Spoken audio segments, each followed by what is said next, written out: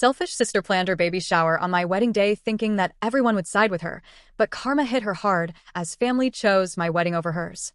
The incident happened a few days ago, and I am furious, which is why I've come here to vent.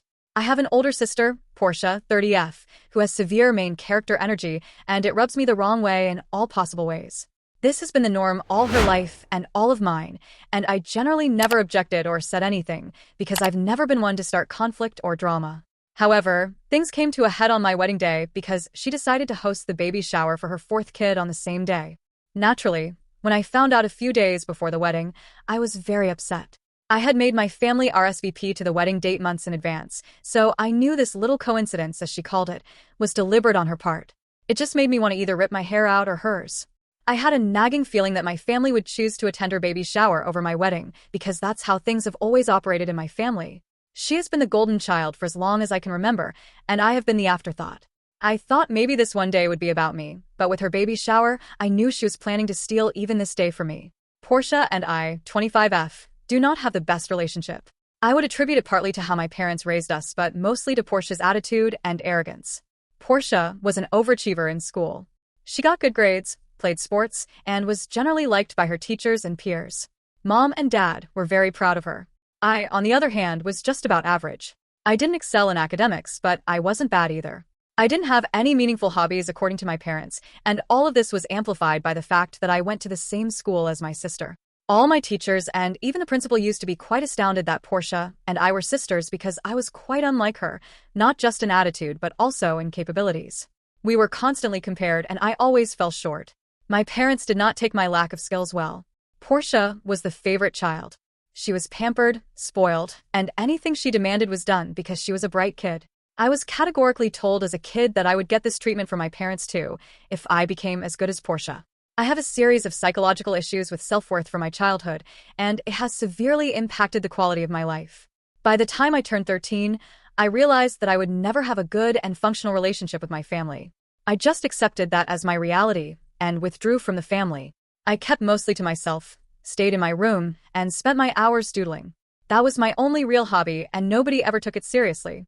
I was the extra member of the family, so to speak. Always an afterthought. Always left alone. Always looked at with either disgust or contempt because I was not good enough for my parents.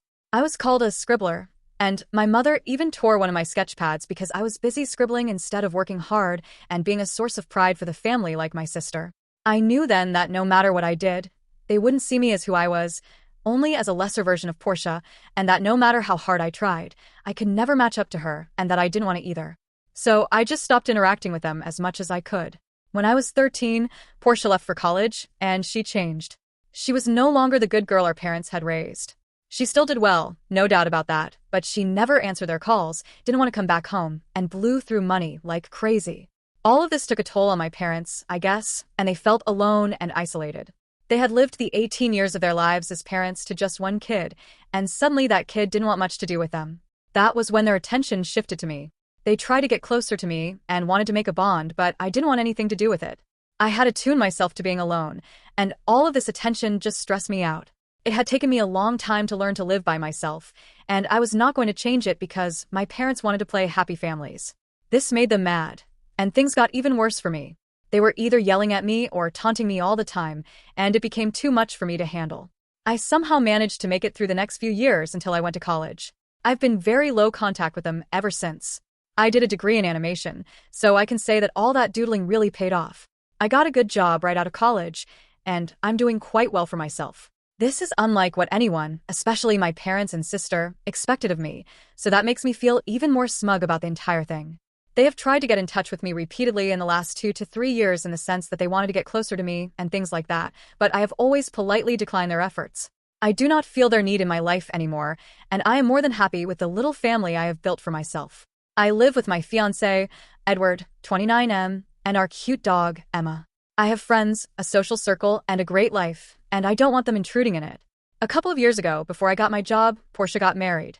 Obviously, I was not invited. This is also one of the reasons why I don't take their attempts to reconnect seriously. They did not care about me when I was just a student, and now that I am successful, they are trying to make amends and be family. I can see through their sick disguise, and I am not one to be fooled by it. I have a feeling they want to get back in touch only so they can mooch off me. Since Portia doesn't work, she got pregnant right after college, had a shotgun wedding, and has never had a penny to her name since. The family had always thought she would be the one bringing in the money since she was the brilliant one, and that I would end up being a failure. Now that there is no prospect of her providing any money, they are trying to make amends so that I can be their cash cow. My parents have been this way since I was born. My extended family is much better. My Aunt Rachel was kind of a mother figure to me growing up, and she has always called my parents out on their favoritism.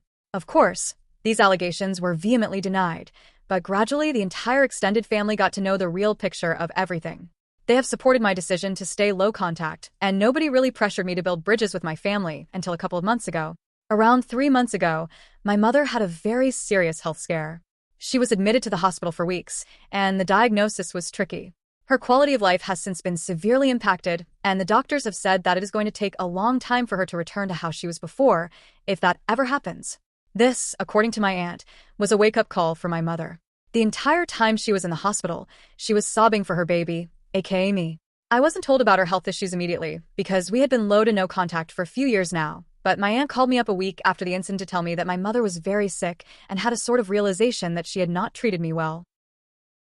Ever since that day, my mother has only been crying, wanting to get back in touch with me, saying that she knows she's going to die soon and doesn't want that to happen before I give her a chance to be a good mother again. I had been conflicted about this because I knew deep down that the only reason my mother wanted to make amends was that she did not want to shoulder all that guilt for treating her own child poorly. It was more about her guilt than it was about me, but I also knew that if I did not talk to her or at least get back in touch, I would end up regretting it.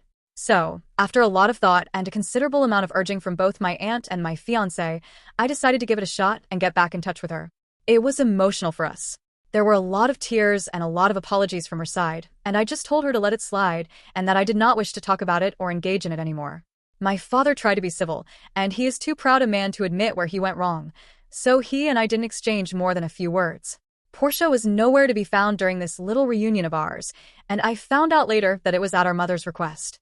Mom had vehemently denied Portia's presence during our talk, and I hear that she was quite salty about it, but there was nothing she could do. So now comes the actual incident. I was insanely busy with all my wedding planning, and to be honest, I did not make much time for my mother after the initial few meetings. I could have, but I was too stressed with all the workload and needed my downtime as well. My parents were quite offended by the fact that even after our supposed reconciliation, I had not involved them in wedding planning or given them any of the traditional roles that the bride's parents are supposed to have. My mother was upset about the entire situation, but she chose to let it slide, which is when I began to feel that maybe she was actually remorseful. My father, on the other hand, was extremely angry that he would not be the one walking me down the aisle. He even called me up to tell me that he was considering not attending the wedding because I was humiliating him as a father in front of everyone. Even after everything had gone back to normal, I told him that nothing had gone back to normal, especially between him and me, and if he felt that this was too insulting for him, he was free to do whatever he wanted, aka not attend. That shut him right up, and he didn't say anything after that. As far as Portia is concerned, I didn't have any contact with her during this time. I just sent out the invites, and she was saying that she would be attending. There was nothing more to talk to her about, or so I thought, but I was in for a huge shock. 2 weeks before my wedding, I got a frantic call from my cousin Lena. She told me that she was talking to Portia, and Portia invited her to her baby shower on the same date as my wedding, in the same city, in a venue that she had booked an hour away from my wedding. Apparently, she was going around calling people to the baby shower and not sending out actual invites for fear that the news might reach me. I asked Lena if she was sure about it and if she could have been mistaken, but she said that she was 100% sure and that a few other family members had already received the invite. She was also supposedly making a huge show of it, saying that since this is her and her husband's final kid, it meant even more to her and that she wanted everyone to attend. When I found out, I was furious. I called her up immediately and asked her if this was true, and she said that she knew she wouldn't be able to get the entire family together anytime soon other than my wedding, and that's why she thought it was the best way to include both of our happiness.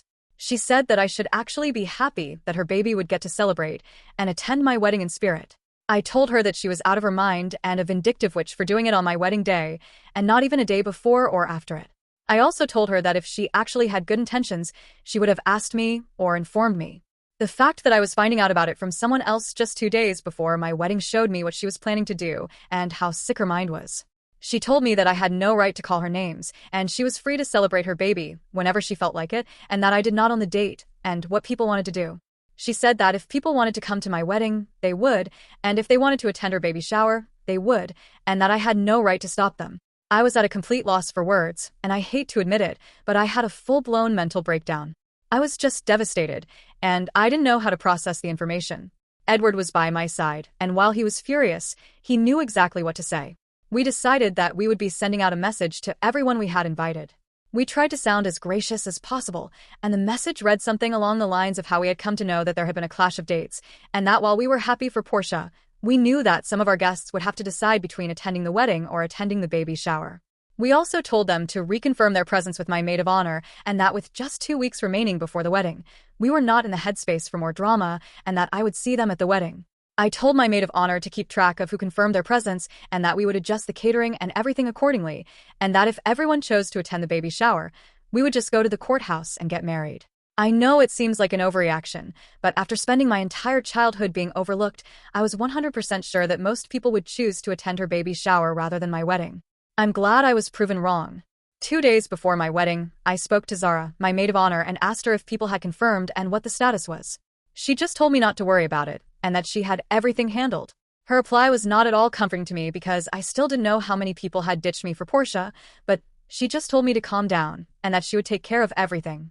I was surprised to see almost every family member that I had sent an invite to, except Portia, obviously my father, which I had kind of assumed, and my paternal aunt and her family. Everyone else managed to make it, including my mother, which came as a big surprise to me because she is not the kind to do things without my father. The wedding itself went exactly as planned, and to be honest, I was glad that my father hadn't come. He would have sulked the entire time and would have caused unnecessary drama, so his absence was actually a big relief to me. However, Portia could not handle this slight against her more, so, because she had never been used to it. Just as my ceremony ended and people were heading for lunch, I saw Dad and Portia coming to the venue. Before I could say anything, Zara was on her feet and stopped them from entering the premises. There was some bickering going on between them, and I couldn't really make out what they were saying, but I could see that the conversation was getting more and more heated with every passing second. At one point, Portia even tried to push her way inside, and Zara tried to block her as much as she could, but my dad pushed through as well, and she was no match for their combined strength. The minute Portia stepped inside, she straight up started bawling like a spoiled brat, and it wasn't just a few stray tears here and there, it was actual wailing, like an infant. It was so embarrassing and disgusting to watch. I knew my family was aware of her antics, but I felt so humiliated because she was doing it in front of Edward's family, our friends, and our colleagues. She kept saying that everyone came to my wedding instead of her last baby shower, and that I should have had the decency to postpone my wedding when I knew that she was having her baby shower.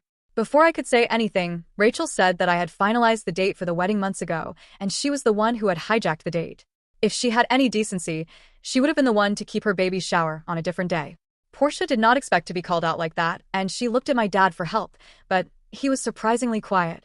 Portia then had the audacity to say that marriages break apart all the time, and that there could be a possibility that I would get married again, but she for sure was not going to get pregnant again. I was furious, and I wanted to slap her square in the face at that moment. I could not believe she had the nerve to suggest that my marriage would break apart on the day of my wedding. I had had enough by then, and I told her to get the hell out of the venue, and that she should know that she already has 3 kids, and there is no guarantee that she wouldn't be popping out other kids in the future, considering that's all she has done ever since she left college after blowing through all of Dad's money. She started screaming, but I cut her off in the middle and told her that she was a horrible human being who never thought about anyone other than herself, and that I felt sorry for her kids for having such a terrible woman for a mother. That shut her up real fast, and she started crying again, but I had no patience for it, and Zara and another friend of mine literally dragged her out of the venue. By the time all this was over, I was shivering and crying, and she had ruined my day. The atmosphere was so tense that almost everyone cut lunch short and left. What hurt me the most was that in all this time, my mother never took a stand for me or told me about Portia's plans, so all her reconciliation was fake and an act in my eyes because she continued to not do right by me despite having the chance. Once everyone left, I hugged Edward and broke down, apologizing for ruining the day, but he held me close and told me that it wasn't my fault at all and that I was bound to reach my breaking point one day or another. It has been 5 days since our wedding, and people have been reaching out to me, but I am in no headspace to respond to anyone. There are tons of messages just sitting in my inbox, and I know that I will have to respond to them eventually, but I don't want to do that right now.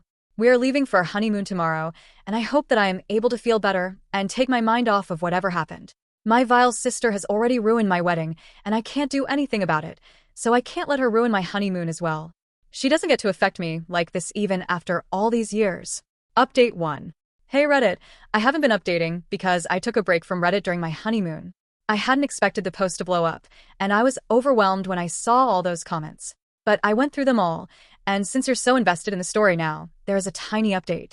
All the while on our honeymoon, Ed and I didn't really entertain any sort of contact from my side of the family. My mother made multiple attempts to get in touch with me, but I just told her that I would talk to her once I got back from the honeymoon. She has since called me and told me that she wants to meet and apologize for not taking a stand for me during the wedding, and that she is ashamed of herself. I told her that this was not just about the wedding but about the fact that she knew about the baby shower, and did not tell me. She said she didn't want me to get upset, and that she thought people would attend my wedding over the baby shower anyway. I told her that her assumptions do not excuse what she has done to me, and she has again shown me that she is not a reliable person at all, especially when it comes to my emotions and feelings.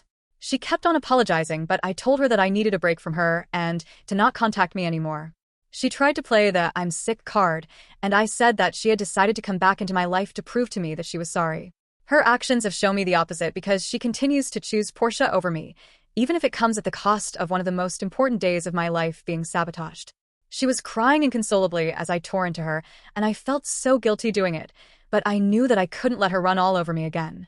It had taken me years and years to feel mentally safe, and I could not allow her to waltz back in with her same antics and ruin everything.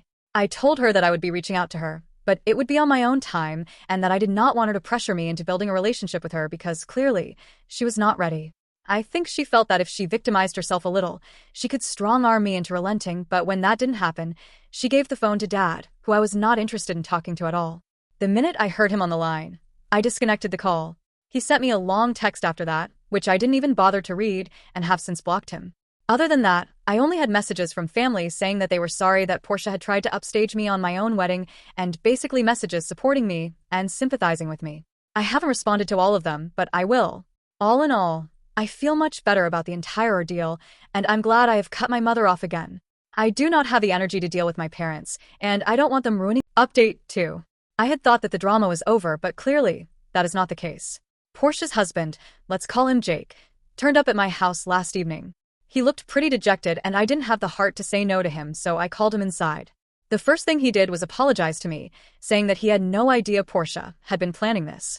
During the entire episode at my wedding, I did not see Jake. I asked him what he meant, and he said that he had actually planned a baby shower for Portia a week after my wedding, and she had insisted that the date be changed. She had also told him that I had not invited them, which is why she wanted to keep the baby shower on the same day as the wedding. He was not on board with it and said that she shouldn't have been expecting an invitation anyway, since we had been estranged for a long time. He said that he never sought to clarify with me because he felt that me not inviting them was understandable and that he would have been surprised if I had invited them. When he found out what had actually happened on the day, he was mortified, and it was only because my mother told him that he found out the truth. He said that he was extremely sorry and wanted to apologize on her behalf, and asked us if he could do anything at all to make the entire situation better. I told him that he had no reason to apologize because he was not there, and that his wife was a grown woman who could take responsibility for her own actions. I said that she had to learn how to take accountability for her actions, and that if the apology did not come from her, it did not mean anything. I told him that I had nothing against him and that he seemed like a great guy, and I thanked him for reaching out. I think it was sweet of him to come and talk to us, but that still doesn't take away what his wife has done. And, to be frank, even if she did apologize someday, I know that I will not forgive her. She has dug her grave, and now she can very well lay in it. Update 3. Portia and Jake are heading towards a divorce. Apparently, they had been having problems for a long time, and her behavior at my wedding was the last straw on the camel's back. She has been running around telling people that I am the reason behind her divorce, but I guess everyone has had enough of her antics and nobody is willing to listen to her self-pity tirade anymore. Last I heard, she was about to move in with Mom and Dad, although it had been made clear that this would be a temporary arrangement. She even reached out to me asking me to babysit her kids for free, saying that this would be my repentance for ruining her life. I have promptly blocked her everywhere and don't wish to engage with this drama any longer. I don't know the details of their divorce, but I do know that Jake is trying to get full custody of all the kids because he thinks she provides an unfit and unstable environment for the development of the kids. I don't know what will come of their divorce, but I do know that she is in serious trouble and nobody is willing to help her now. What will happen remains to be seen. All I know is that I have completely bowed out of this entire chaos and my family by extension. This is so much more trouble than they're worth, and I had a calm and peaceful life before they decided to get back in touch with me.